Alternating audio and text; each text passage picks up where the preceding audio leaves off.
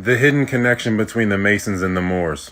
There are many ways to spell Moor. It stays pretty consistent across languages. It always means bricklayer or maker. It always translates to mason. A Freemaurer or Freemoor is a Freemason. Obviously, mason means maker or builder. Mason means machine or machine or wall. Look, stone wall builders. It becomes obvious in the etymology. Mason or Macon means mason, which brings us to Ptah or Yaphet, the deity of making, the supposed source of masonry. The history is inverted. Human life came from America and into Europe after a reset. The oldest DNA is from Aboriginal Americans, virtually non-existent in Africa. E1B1 made its way into Black America through Black colonists and Hamites. R made its way into Black America through Japhethites. The Scots are originally from America, and they don't look like how we are told. Shemites, Hamites, and Japhethites made their way into Europe, and these are dark-skinned Japhethites. Look, Hamites were the first to go into Africa, especially into the interior. Africa was never for man. Africa was reserved for cryptids, chimeras, animals, and homunculus.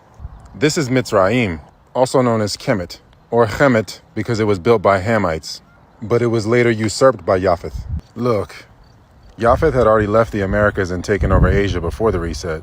Genghis Khan and his horde were a mix between Canaan and Japheth. Japheth spreads everywhere and deceives everybody. G and Y are interchangeable, and Gog can also be pronounced Gao. And we see the Japhetic Asian connection in Mali.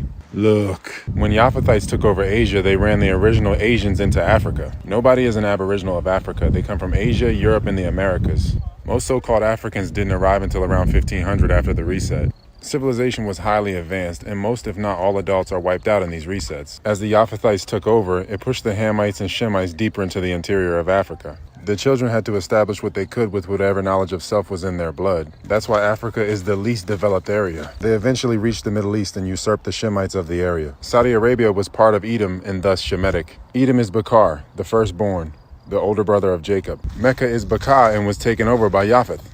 Edom is also Rome, and Rome is taken over by Chittim, an extension of Japheth. Gog spread everywhere throughout the realm. In sum, Japetus or Japheth is banished to Tartarus from the Americas. There they usurped the Shang and pushed the people out.